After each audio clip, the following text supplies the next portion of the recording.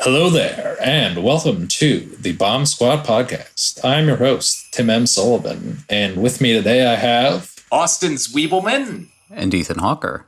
And today we are talking about a very special film that is near and dear to my heart. We are talking about the 1995 Mamoru Oshii film Ghost in the Shell, which is kind of topical right now just because it recently got an IMAX remaster and is being re-released in both Japan and the US. I don't know if that's still playing, but if it is, go check it out. So we're going to talk about that.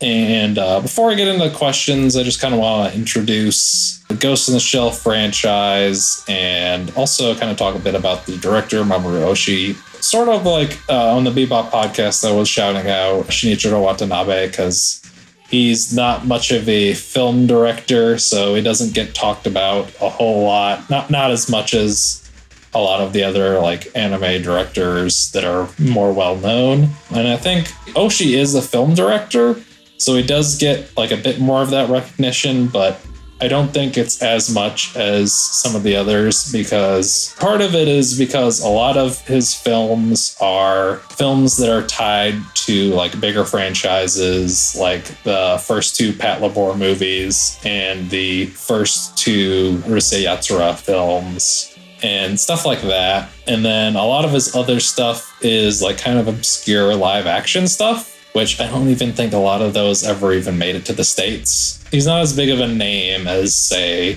Hayao Miyazaki or Mamoru Hosoda or Makoto Shinkai, but he's a very important director and he's a very talented director, and he's made some great anime films, such as this one. I also kind of want to talk a bit about the franchise because I know for a lot of people it's kind of hard to jump into because there's a lot. I'll just kind of start by talking briefly about the manga. The original manga was written by Masamune Shirow between 1989 and 1991, and it spawned two sequels, Ghost in the Shell 2, Man-Machine Interface, and Ghost in the Shell 1.5, Human Error Processor. All of those have been released recently in the last couple of years in their proper right-to-left format by Kodansha, I believe. I'd recommend checking those out. There's also several different anime adaptations, and basically the best way I can simplify the anime stuff is there's three timelines. First timeline, you have the Oshii films, which first there's the 1995 film, and then there's a sequel. The sequel is not Ghost in the Shell 2.0. That movie is a weird Lucasification where they just added unnecessary CGI to a bunch of scenes. I wouldn't bother with it. The sequel film is called Ghost in the Shell 2 Innocence, which is a film that follows Bato. There's also the Standalone Complex series, which consists of, there was 2 seasons produced by Production IG and co-funded by Adult Swim, which makes it technically an Adult Swim original. And there's a funny story that I kind of want to talk about just briefly. I actually alluded to this in one of the WandaVision podcasts. We were talking about aspect ratios in television, and in the early 2000s, they were formatting this for American television, and this was one of the first series that was made in 16:9, or it was not even quite 16:9. It was a little bit wider than that. And like Mike Lazo, who is the founder of Adult Swim, he was just like, we can't put this on the air like that. We need to do a pan scan. And Jason DeMarco, who was like adapting the series for television, was like, no, we are not. We are airing this in widescreen. And like they got into such a big argument about this that they almost threw hands. And like Mike Lazo just shut the up about it, and they aired it in widescreen. So sometimes you just have to stand up for what's right. So yeah, there was the 2 seasons of that. And then there was a movie, Solid State Society, which was basically the finale for a while until just last year. Netflix put out a new season called Ghost in the Shell SAC _2045, a CGI series. And so naturally. Some people don't like it as much. I think it's fine. I don't think it's as good as some of the others, but I enjoy it. And then lastly, there's also an anime series called Ghost in the Shell Arise, which it's okay. It's not my favorite, but I liked it as well. And basically, there was a 5-part OVA, and then that got readapted into a series called Alternative Architecture, which was 10 episodes. And then there was a film simply titled Ghost in the Shell: The New Movie, and that's that series. And then there's also been a couple other adaptations, including various video games, novels, and of course the well-known, potentially infamous 2017 live-action film starring Scarlett Johansson. So yeah, there's a lot of media, but there's also just like a lot of places you can start with it. So yeah, with that all being said, let's kind of talk about our history with the film, but also kind of talk about our history with the franchise at large and any history we may have with the director Mamoru Oshii. Austin, start with you.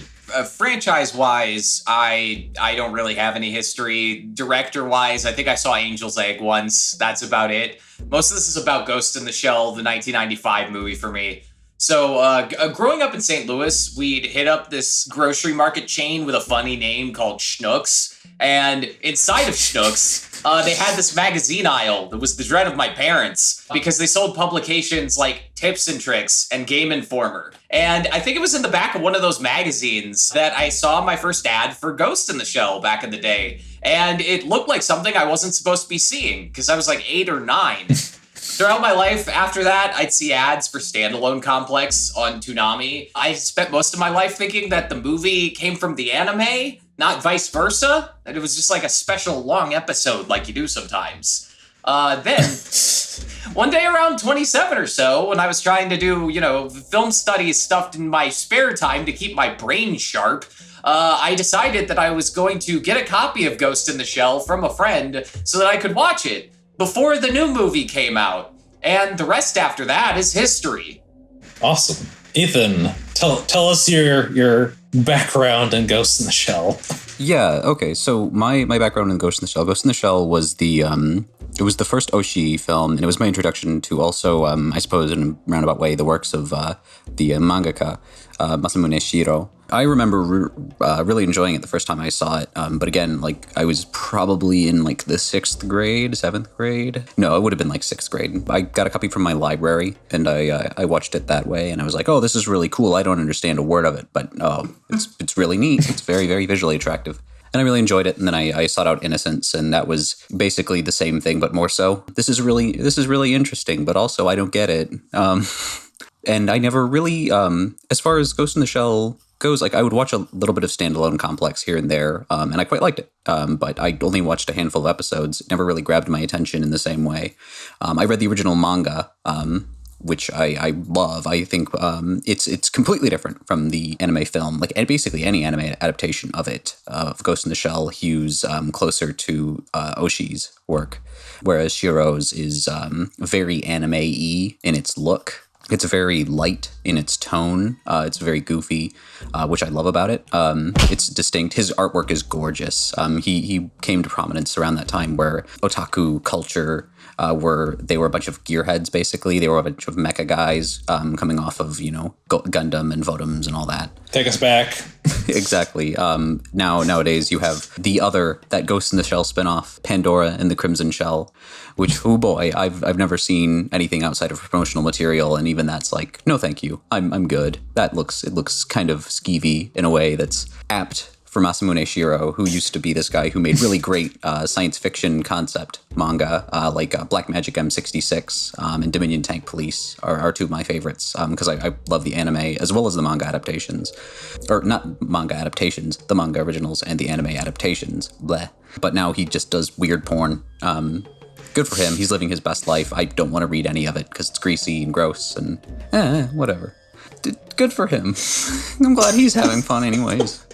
Yeah, no, and I really fell in love with Shirow's work. Particularly, there was a copy of my local library of Black Magic as well. His debut manga that I would get quite a bit, more than just once, and I would just reread it and just look at the pictures, and just sort of study the images in a way I hadn't really done with comics before, just because I love his designs in that, particularly the main story, the first story, which was adapted into OVA.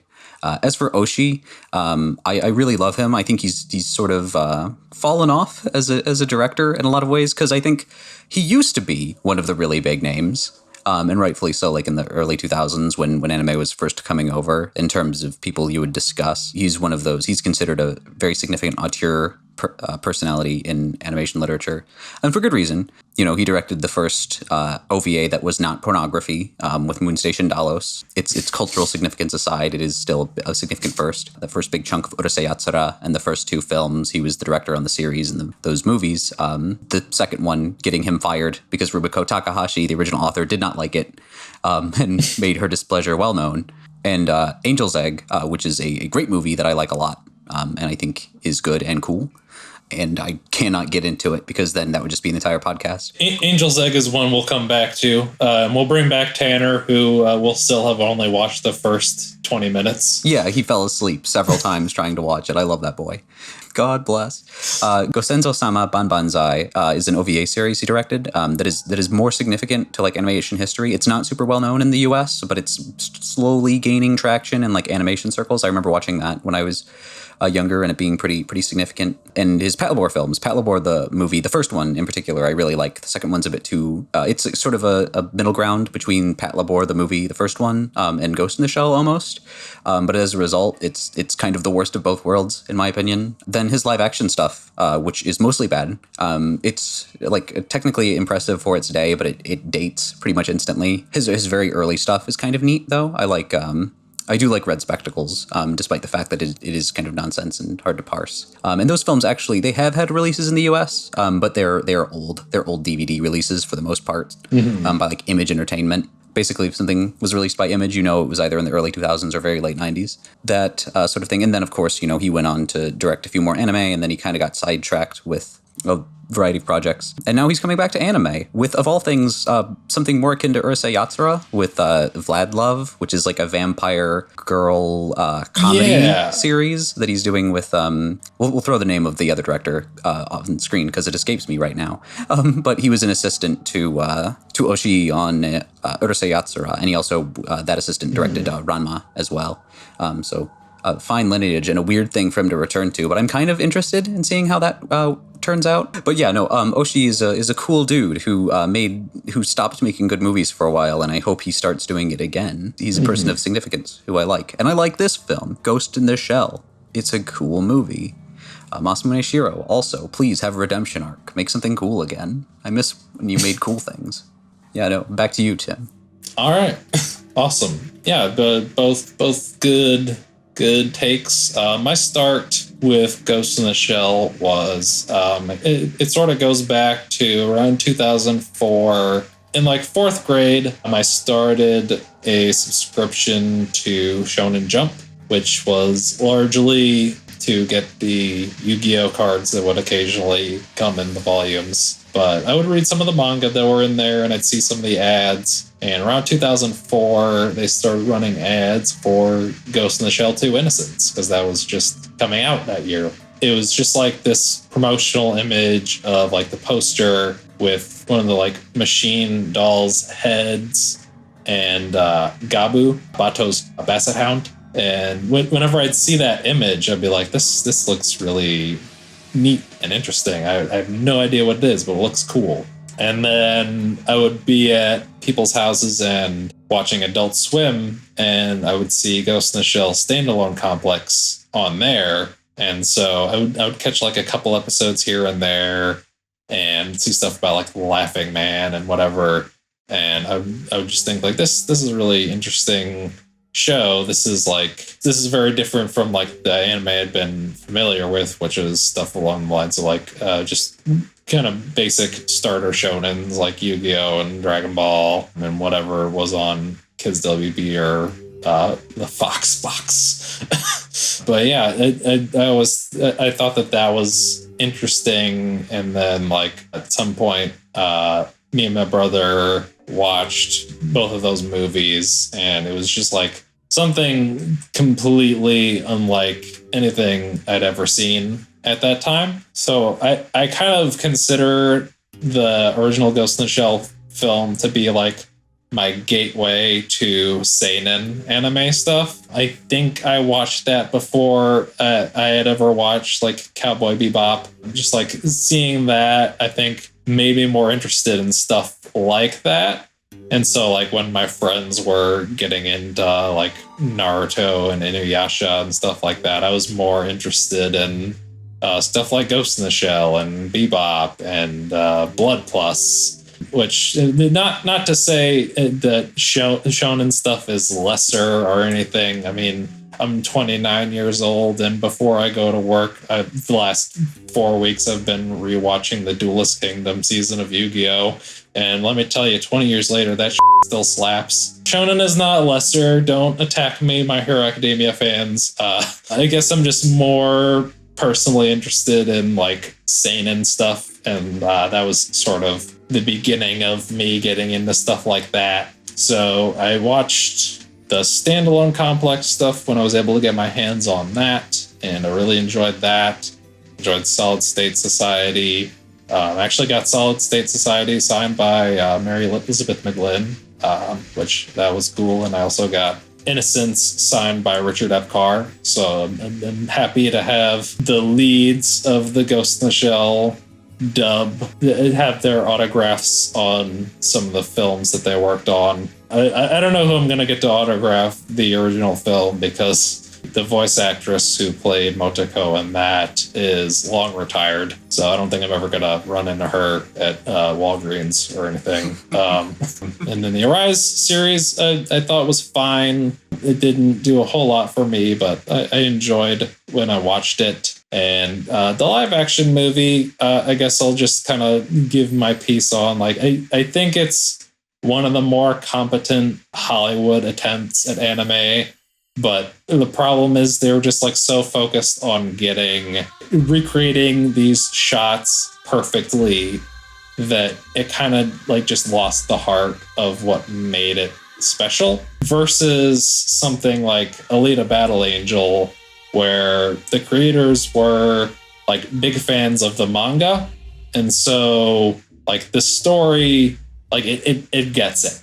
Like it feels better as an adaptation, and it doesn't get like so bogged down into perfectly capturing the imagery that it forgets to like stay true to the heart of the story. I think that like Alita is one of the better adaptations. Surprisingly, I wasn't expecting it to be very good. So that's basically my history with the Ghost in the Shell franchise, and with Oshii.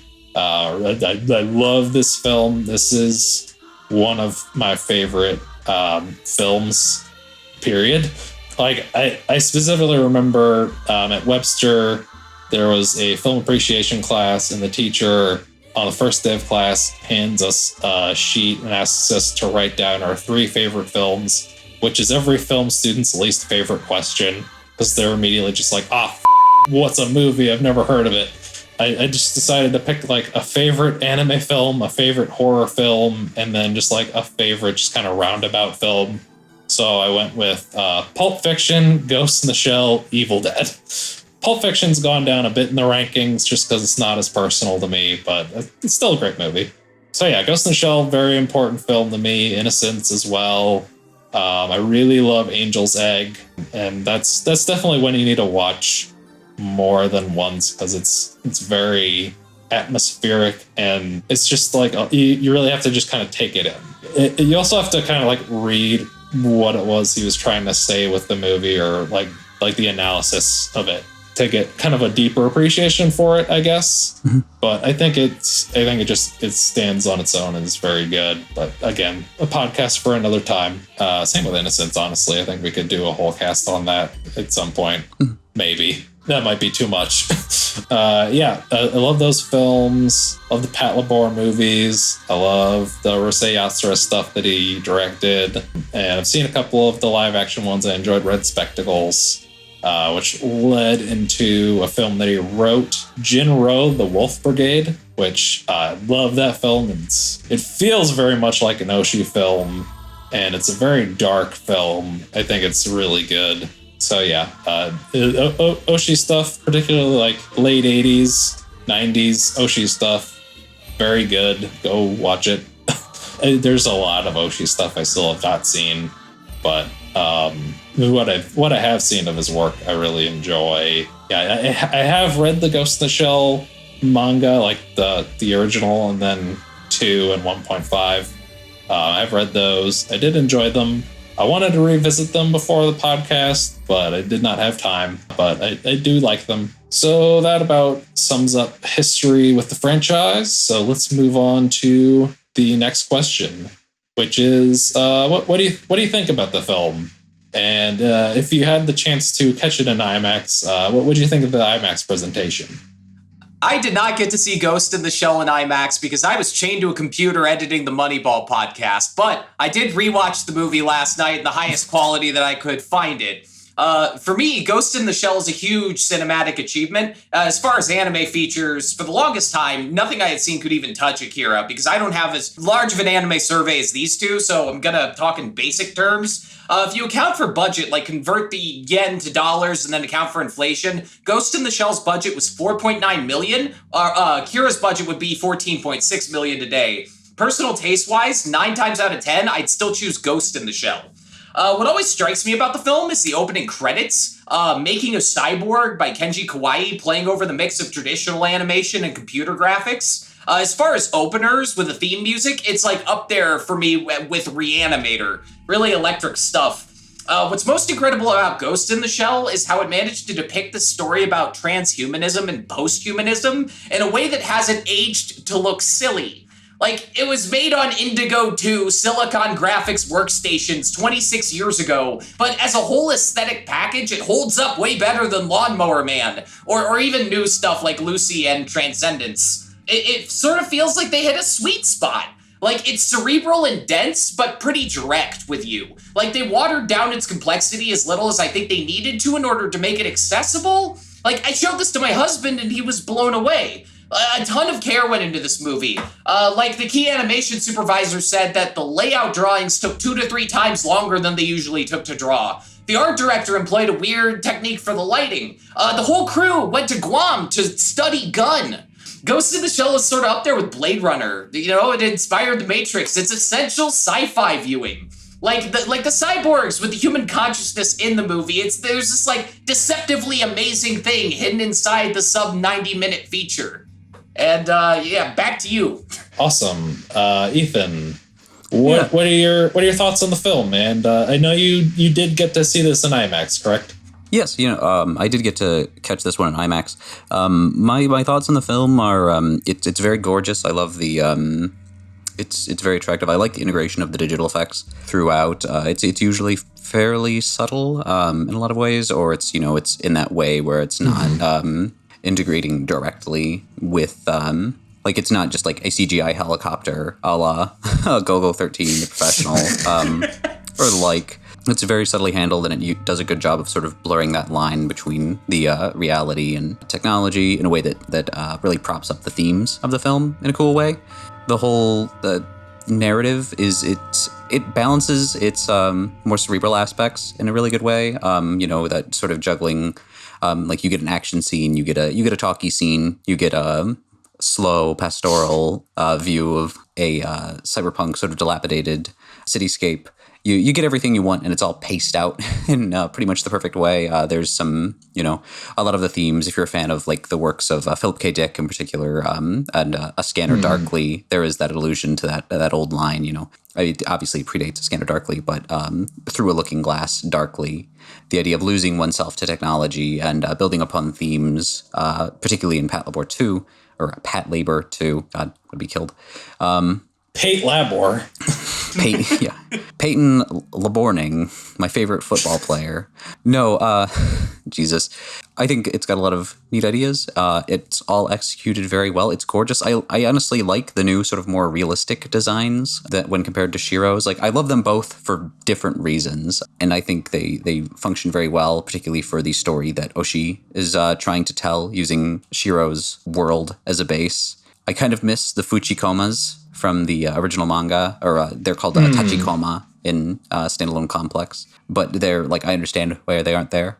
Yeah, there's a lot of really neat transhumanist ideas going on in here, and they're all fairly well executed upon. Even if I'm not the biggest, I prefer Oshii's sort of earlier work when he's working more, when he's not necessarily engaging with that technical aspect, but that's just more of my personal affection for his questioning of more like dreams in a more direct sense, as opposed to integrating that into a dialogue about technology. But again, that's really more personal preference than anything. And I think this is probably his most effective execution of those ideas in terms of the ideas melding with an enjoyable, good film. And regarding the IMAX presentation, I thought it was pretty good. But I'm not going to lie. There are some parts of it where I'm like, this would look fine on like a CRT, like the digital effects stuff, I think in particular, where it would almost look good with the, almost be enhanced by the texture of viewing it on that particular device, that particular media. And there are some scenes that it definitely enhances, like Makoto's dive, and obviously the opening of the film and making of a cyborg. But there are some where it's not as noticeable. This is going to sound mean, but it's not extremely enhanced, but just seeing on the big screen, period, is really cool. Yeah. Even if I don't think IMAX in particular adds a whole lot to it myself. And yeah, that's basically my thoughts. Back to you, Tim. Nice. Yeah, so I guess like I was saying, this is one of my favorite films, period. I would say it's my favorite anime film. It was a huge just like door opener for me. And so it still like holds a very close place to my heart. It's such a gorgeous, visually striking film. It's one of those films where like it's very dialogue dense and has very like complex plot threads. And yet, even if you like just don't fully understand all of what's happening, it still like really entrances you. Like I think probably like the making of the cyborg segment is, of course, a classic moment. And I think the moment that really has always stood out in my head is that little vignette about a third of the way through the movie where Motoko is just like on the boat through the town and like Uta 2 is playing. That moment is just like this really quiet kind of in-between moment where you can just kind of soak it all in. And it's just such a great experience. I think it has a lot of really interesting things to say about technology and just like the concern with like, as we continue to move forward with technology, it becomes more ingrained with our personalities. Because like we're at this point, the distant year of 2029, at this point, we're dealing with like cybernetic enhancements and full body prosthetics. So at a certain point, the lines of humanity and machinery are starting to get blurred. And that's kind of a scary thing because like we have like the puppet masters hacking these people and then their memories are gone.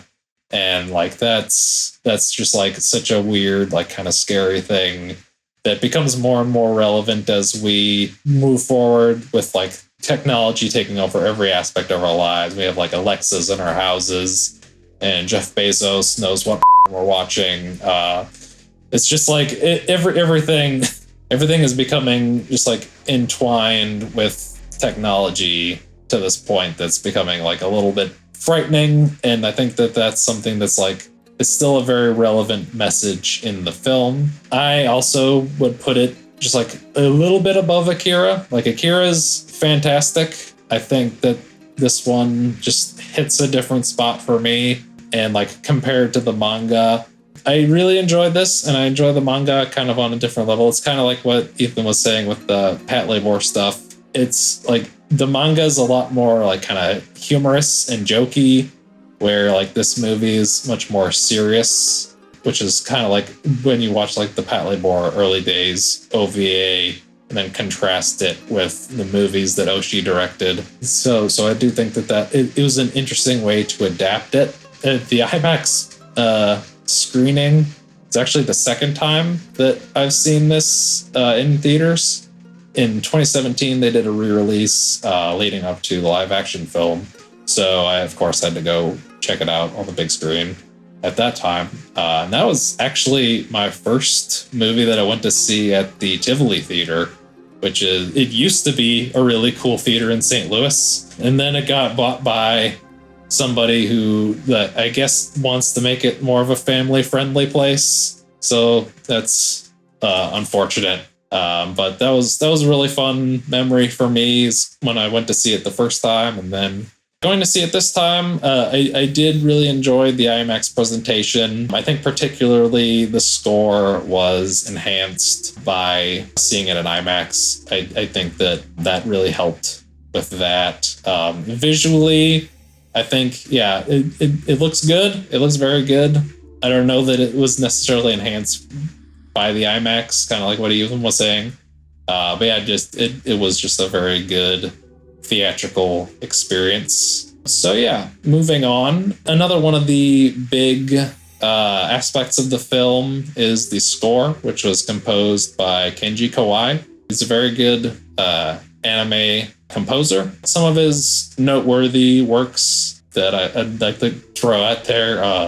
He composed Ranma 1/2. He composed Pat Labor, Higurashi no Nakukoro ni, and a personal favorite of mine, the Devilman OVA from the 80s and 90s. And recently, he also composed a film called Makia When the Promised Flower Blooms, which is a really good movie. I don't think it's talked about a whole lot, but it's really good. And he did a good score for it. But yeah, he's a very great composer. And score for this is, I think, definitely worth talking about. So let's talk a bit about that. Austin. According to the sound director, Kazuhiro Wakabayashi, this was recorded in MIT Studio, which apparently was a big deal back in 95. You could see some people talking about the production of Ghost in the Shell, like, oh, we wanted to match how cool the visuals were, so we spared no expense recording the sound. It's just a myriad of production notes where they went over and above with this thing. And weirdly enough, I'm not very versed in like music theory or sound production, so I'm stealing from a YouTube comment that I think is really nice. There's this guy on the MO1 Chant 1 Making of Cyborg YouTube video. His name is Fruity Lear Loops, but he talks about how the composition of the song is very minimalistic, besides the choir, and how it doesn't have any complex harmonies. There's like a pad that appears halfway through, and it mostly plays a root note, and then sometimes it plays a dyad. The pad is like the solo thing about it that's even remotely futuristic about the production, yet in spite of how acoustically driven the song is, ironically enough, with classical Japanese lyrics, it seems futuristic and ethereal, which is odd. It's like a paradox. I also think it's tremendously clever that they sort of modeled it off of Bulgarian harmonies, like a wedding song. And it's this weird style of wedding songs that basically most people wouldn't have known about, that foreshadows the ending of the film. Kind of like that dude in John Carpenter's The Thing, that Norwegian guy who pops out and like spoils the twist. But nobody would have known Norwegian seeing that movie in the 80s. So it's sneaky in a really clever way that I can respect. Back to you. Nice. Ethan, what thoughts on the score? Yeah, I generally think that it does have a futuristic quality, but even more than that, I almost appreciate the way it counterpoints a lot of ways the more futuristic action, because there is, as much as, the Bulgarian influence is probably the big one, but I think just the fact that it is so minimalist and it's all, based around chanting and that sort of thing, that it counterpoints so strongly the visuals in a way I find really compelling. Making of a Cyborg is easily the track that stands out the most prominently in this film. I love Kenji Kawai's other work, particularly his score for Red Spectacles actually is very, very good, as are his ones for the Pat Labor, the movie. I did it again. Pat Labor, the movie, and Pat Labor 2.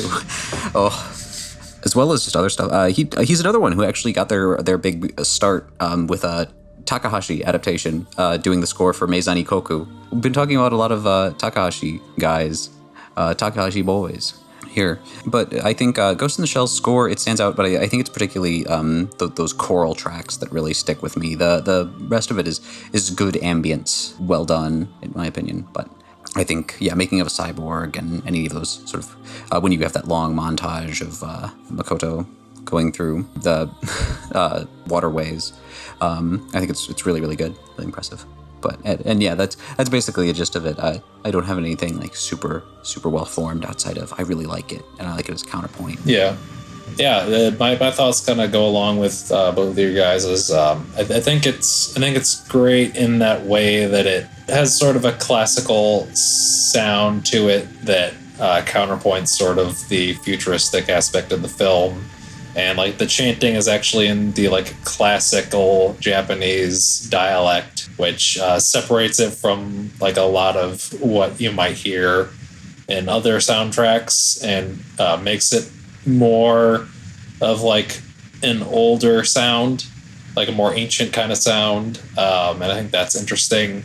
Something that I really enjoy about the soundtrack is that it has this like weird, like inherently kind of 90s quality to it. And I mean that in the best way possible. Like it just sounds like something you would hear in a soundtrack made in the 90s and like maybe not something you'd hear now, which I think makes it really kind of interesting and unique.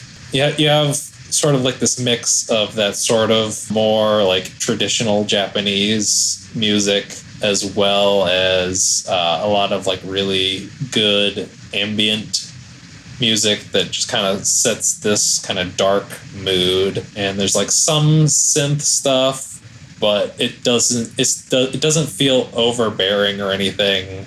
So it's not just like this overbearing kind of techno kind of thing. It's just like very like subtle undertones of synth.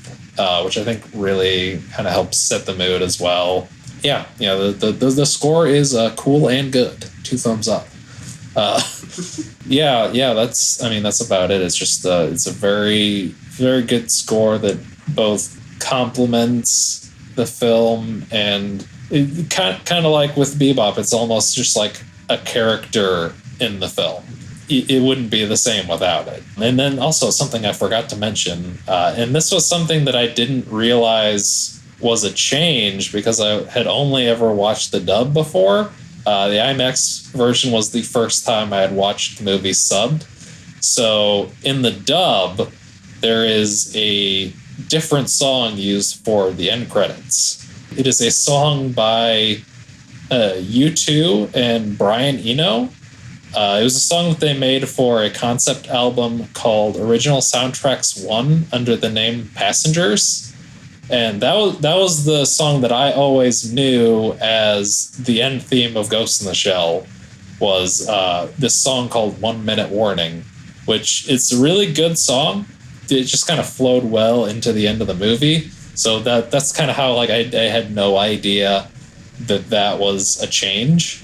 I really enjoy the soundtrack in both versions because like in the Japanese version you have Uta 3, which is like just like the grand kind of climax because you have like Uta 1 in the Making of a Cyborg sequence, you have Uta 2 in the boat sequence, and then Uta 3 just kind of closes out the film. But I do also really enjoy 1 Minute Warning, and that might be largely because that's the one that I've been more familiar with as just kind of the end of the movie. But I do just think it's a really good song as well. So yeah, that about does it for our questions. Any departing thoughts, Austin?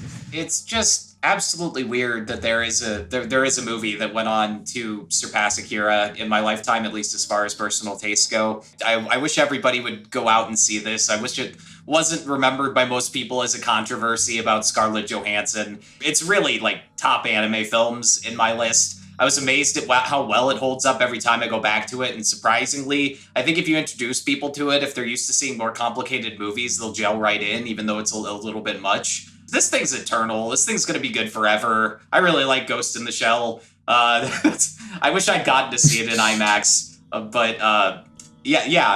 happy we got to talk about this film. Hell yeah. Glad you were able to add that to your repertoire.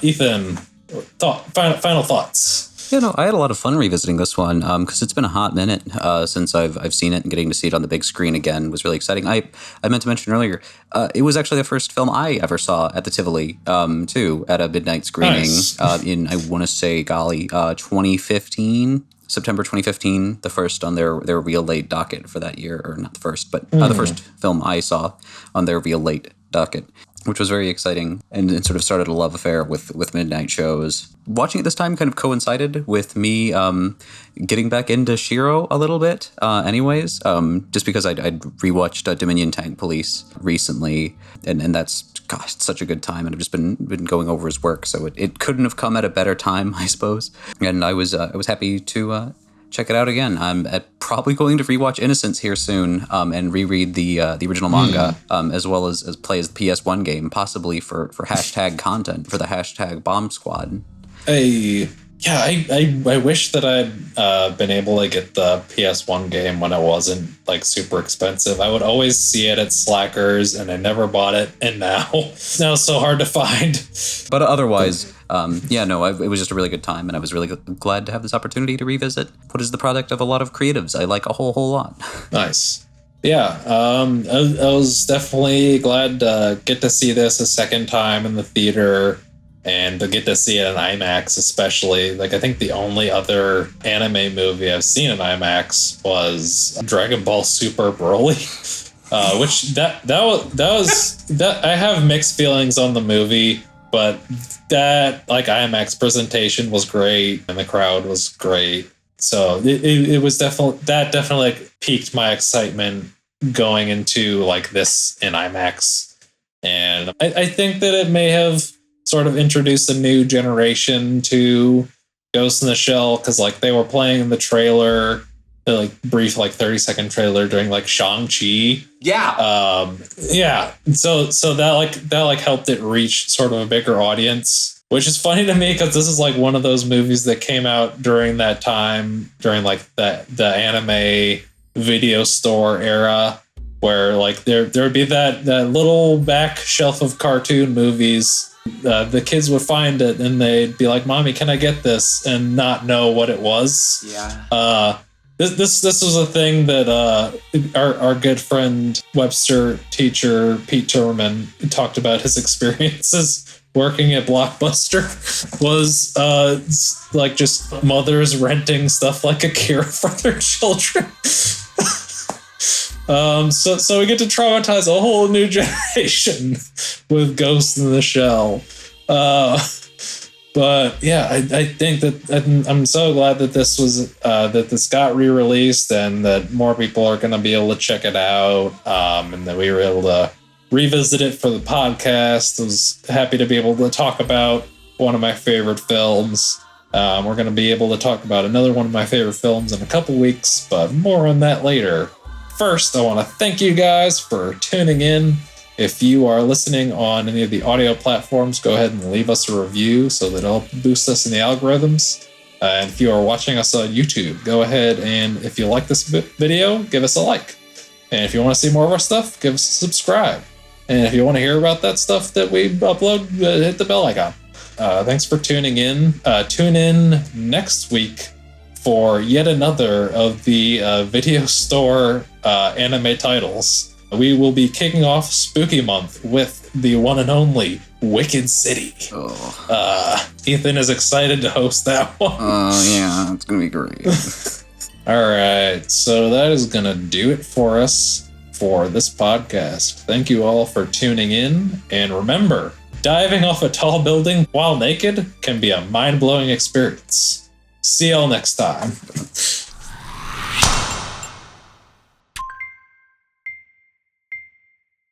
I slid my ticket across the table and I said, "Sorry guys, I gotta see about a girl."